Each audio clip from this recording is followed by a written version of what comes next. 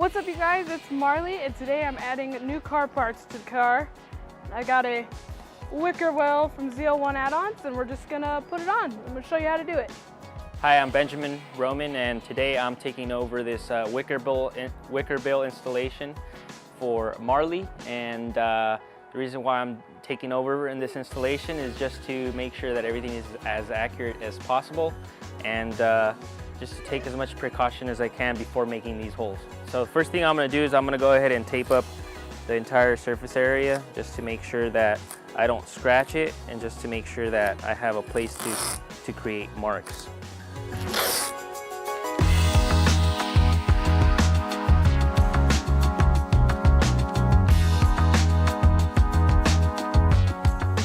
So most of these aftermarket Wickerbill and spoilers, generally they don't come with too much instruction.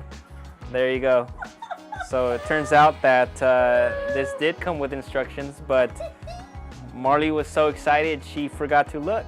But to briefly describe what my goal is you need to find a reference point pretty much anywhere on the spoiler, anywhere on the car. I'm gonna choose my reference point to be at the very end of the spoiler, and I'm gonna see if I can use that as a good reference point. But I'm gonna start measuring from there on out to figure out where the center is. And then once I center the Wickerbill, I'm gonna start measuring outwards and figuring out where the holes have to be at, so that way the Wickerbill is as centered as it possibly can.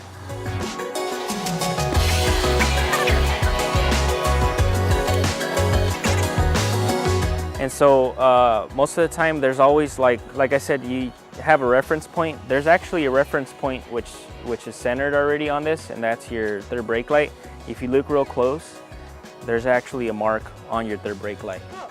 Do you see that mark right there in the center? That's actually dead center between here and here. That's from the factory, and that's from mold injection. So when they do mold injection on that, you always get those cars. All of the taillights have that. So that benefits us because you could step back, you can look at it and just double check visually whether or not that's lined up, and it is. So.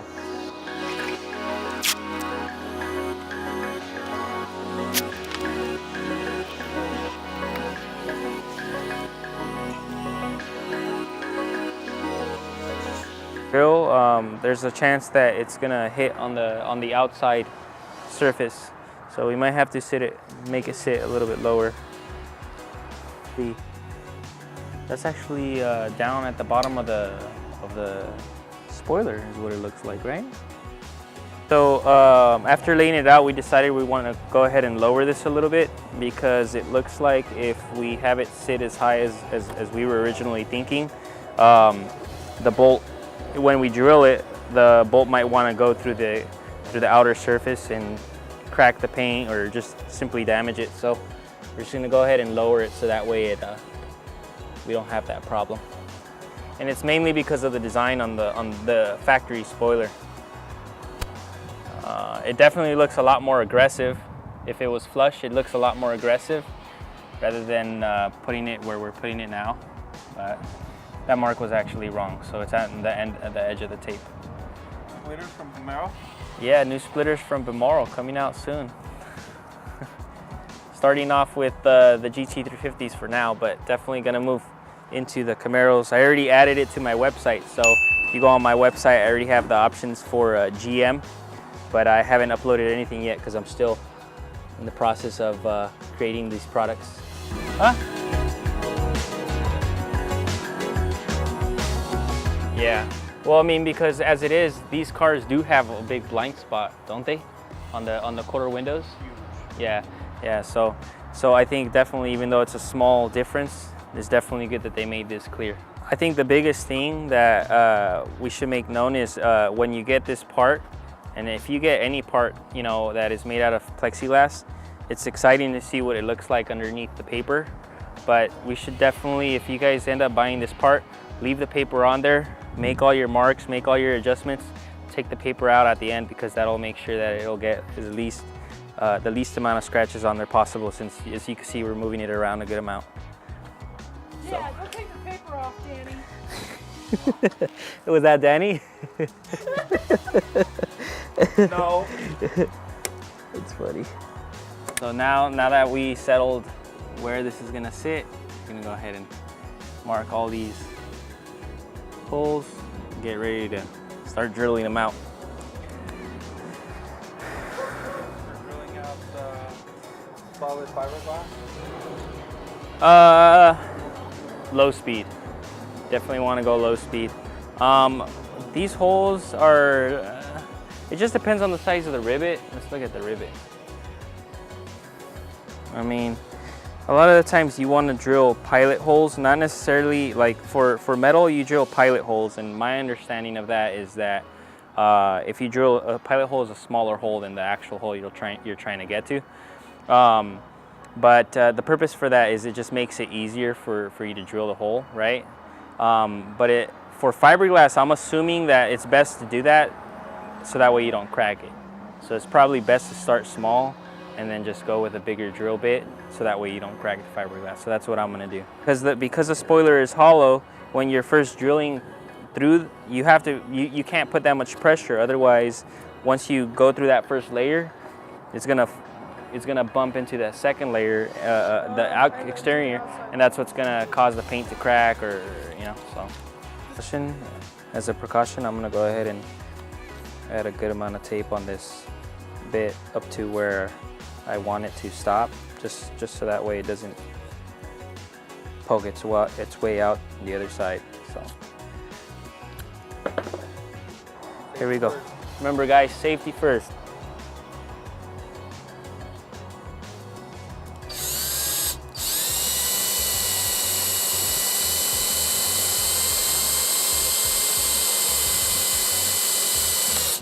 Helps stop so you don't force it through the other side.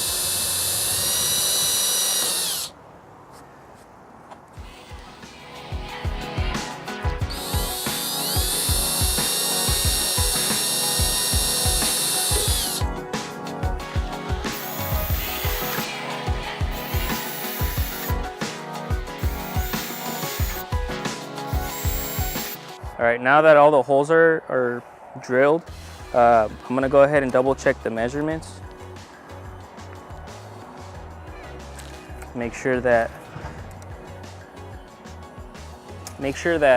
each hole lines up to the same hole on the other side, just because a lot of the times there's movement on the part.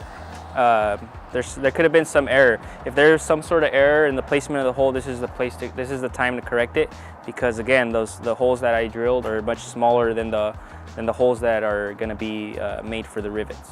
And sure enough, that hole over here is sitting 1/8 of an inch higher on this side than it is on that side. So the only thing to do next is to double check on the part to see if there's some sort of difference between the holes that are actually on the part, and determine whether or not that's the issue there, or it could have been that while I was marking it could have moved on me. So a little bit over 1/16 of an inch in difference. So that's the reason why it's different there, is because it's a little bit higher on this end than it is on this end. And this is the passenger side and this is the driver's side. That's the way, at least, that we laid it out. So it's really important that we make sure that we put it on the same way that we test fitted it on the car. Okay, so being that the dimensions are a little bit different, for future removal purposes, I'm gonna go ahead and mark this side, so that way if you ever remove it, you'll know which side that belongs on and it doesn't look off. So this is the passenger side, so we're gonna put a small P right next to the hole.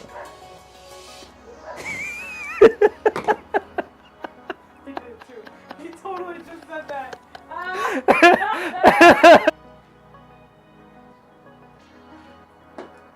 And that surface is going to be against the actual spoiler, so you won't see that. The exposed area is going to be the back side of this. So now that I made the pilot hole, I can see where, if you look in there, I can see how much more room I have left before I actually bust through it. Do you see that? Yeah. So now I don't have to tape up the drill bit because I know exactly where I'm at. Instead of, see that? so I'm playing it safe now. It's visible.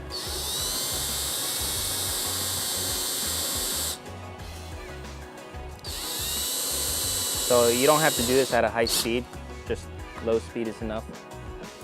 Just as long as you're able to drill through the hole. Well, being that we decided to have this Wickerbill sit a little bit higher than what was posted on the images, I want to check before I drill the final hole size whether or not the space that I have in there is enough for the rivets that we have. So I'm going to go ahead and just put this in as far as I can where it reaches, and we're going to grab that measurement and see if that's the same length as the rivets. Sorry. So we're going to find out if that's the right length. And it is the right length for the rivets. I mean, this rivet, once we use the riv nut gun to seal it in there, it's going to close off. So next thing I want to check is actually the bolt. So that's the length that matters. It looks like it's a little bit too long. So now we have to drill either a little bit lower or see which angle this is actually going to sit in. So,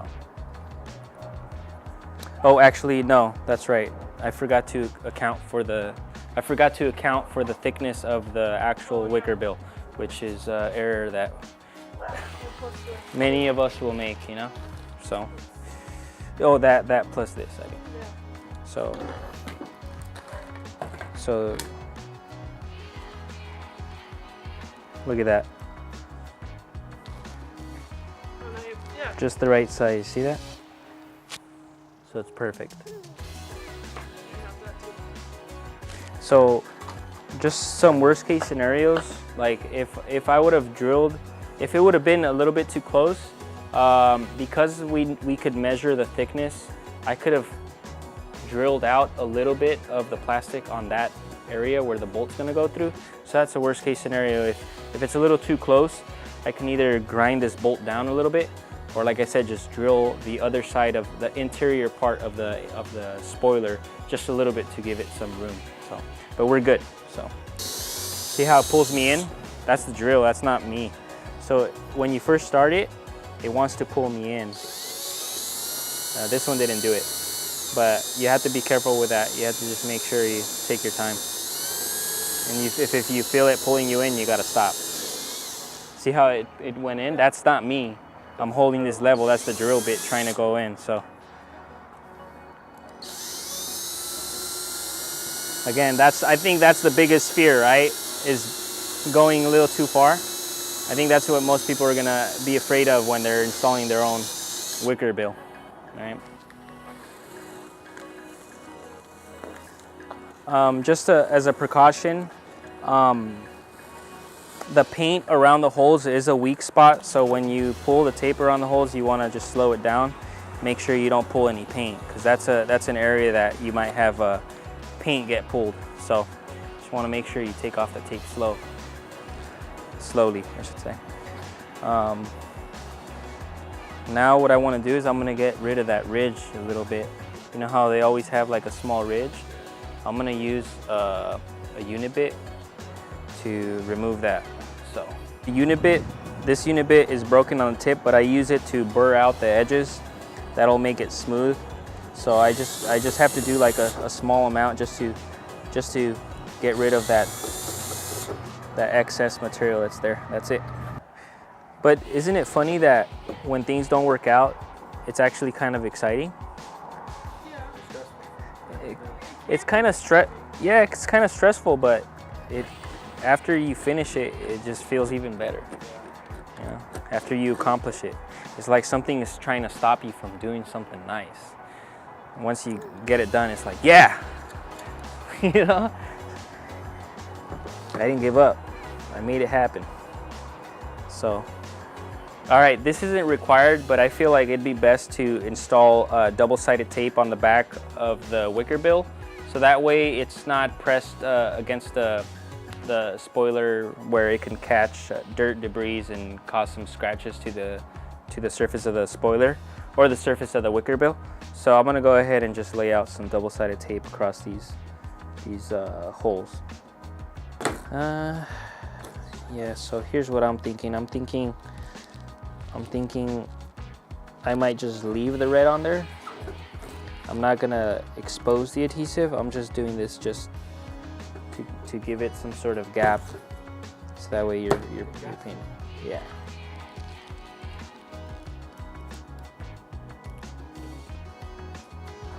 Ready? Let's put the center one first.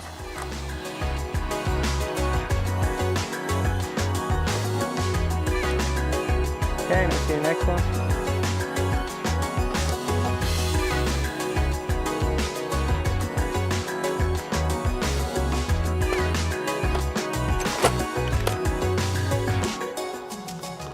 I'm gonna tighten them up slowly, so that way make sure there's not too much tension on the plastic because of the way it bends. Sometimes, well, usually you want to start from the center, which that's what the instructions say. You want to work your way out.